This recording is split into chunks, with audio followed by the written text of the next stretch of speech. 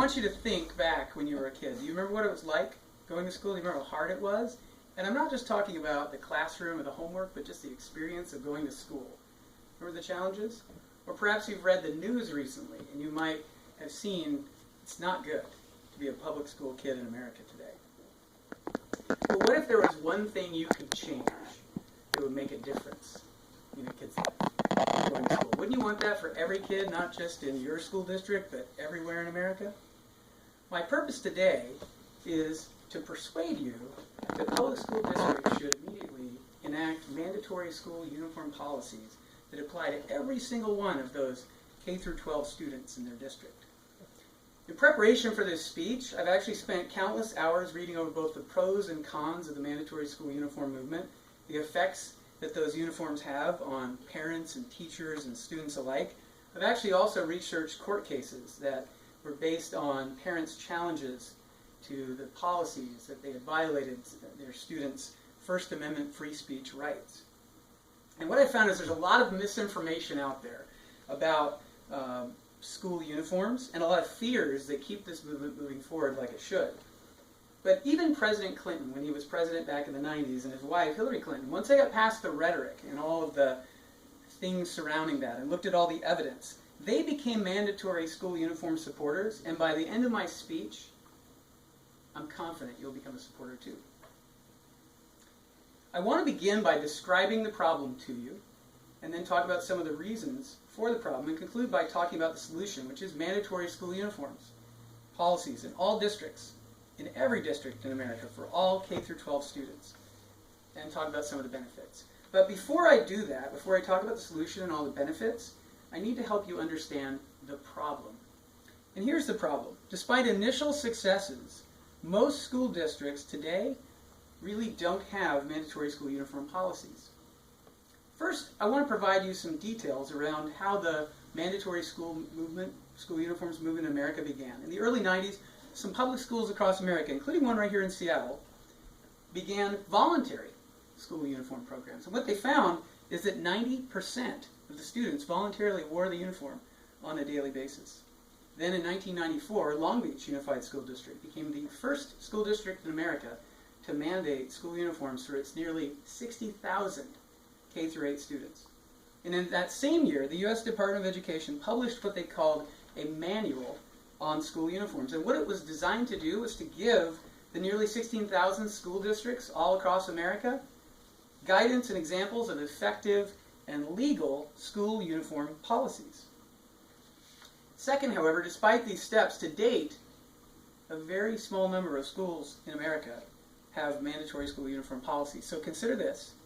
The U.S. Department of Education's National Center for Educational Statistics, the NCES, publishes an annual report called the Indicators of School Crime and Safety. And among other things, what it publishes it on is the percentage of school districts and schools with uniform policies. And in 1999, this is a couple years after the first report, that number stood at 12%. By 2015, that number still only 20%. So let's put this in context. So 20 years after the Manual of School Uniforms was published, we're talking fewer than 1 in 5 schools with school uniform policies. So to say that it's been slow is somewhat of an understatement, especially when you consider that combined and high schools are only at 15%. So now that you're aware of the problem, you can understand why public school districts have been so slow. You're probably asking yourself that very question right now.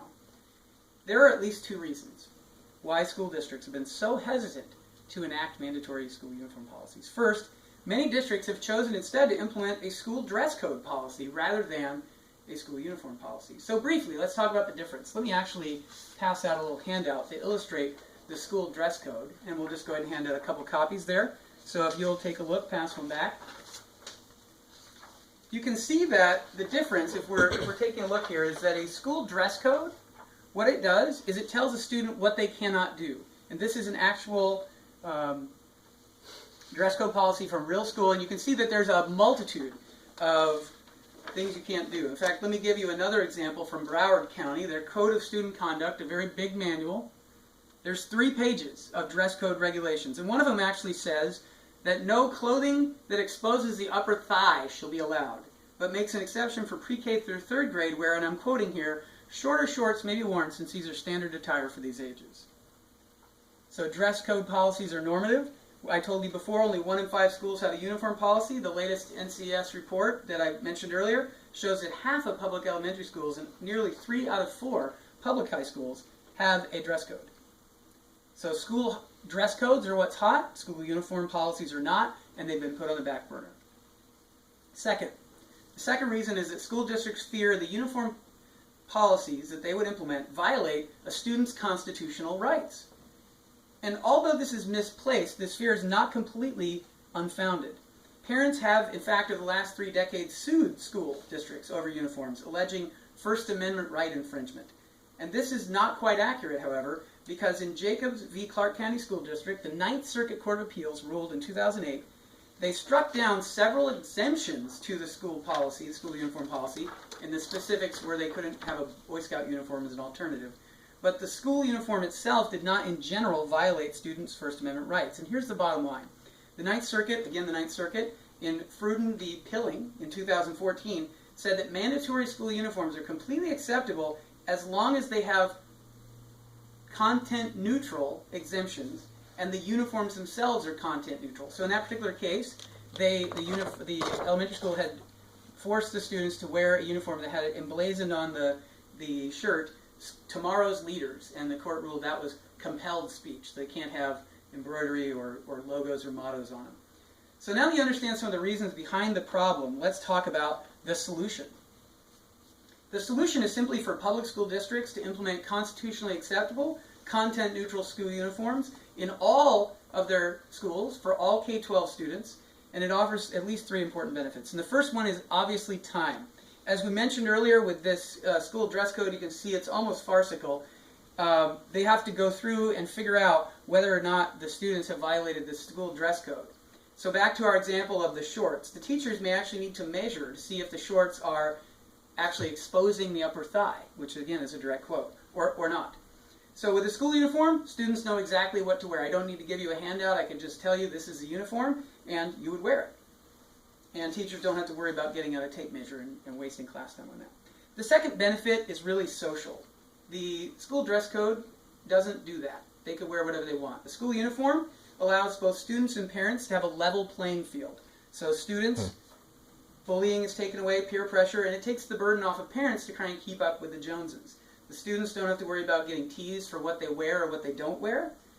And it takes the burdens off of parents because they don't need to worry about the latest fashion trends or the back-to-school shopping season. In fact, they don't even really need to get their students new clothes until they're worn out or they've grown out of their uniforms. The third and final benefit that I see is academic, increased graduation rates. Isn't that one of the main reasons that we have school in the first place, is to help students get through school and actually graduate?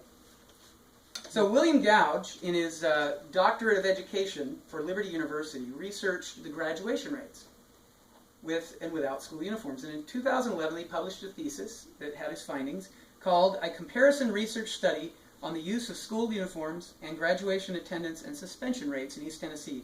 And what he reported was a significant increase in graduation rates after the school implemented school uniforms, and found that a corresponding high school, very similar student body, that did not have uniforms had a much lower graduation rate. So in conclusion, although progress has been slow, you now know some of the reasons as well as the solution and some of the benefits. So let's review. First, we learned about the problem. School districts have been slow to implement school uniform policies across their districts. Even though public school uniforms were successfully established 20 years ago, only 1 in 5 schools have mandatory school uniform policies. Second, we learned the reasons, which include a push toward the school dress code instead of school uniforms, as well as fears coming from a misunderstanding of the constitutionality of school uniforms. And then third and finally, we learned about the solution. Implementing mandatory school uniforms for all K-12 public school students in America, and some of the benefits, including more time for learning, reduced peer pressure for students and parents, and increased graduation rates. So do you remember what I promised you at the start? I said that once you got past the rhetoric, looked at the evidence, and understood the problem, you would become supporters of school uniforms. And do you remember the question? I said if you could do one thing for the better that would change the student's life, wouldn't you support it? And now that you know that one thing, don't you want that for every kid in every school in America? Don't you want them to reap those benefits? I know you do. I know I do.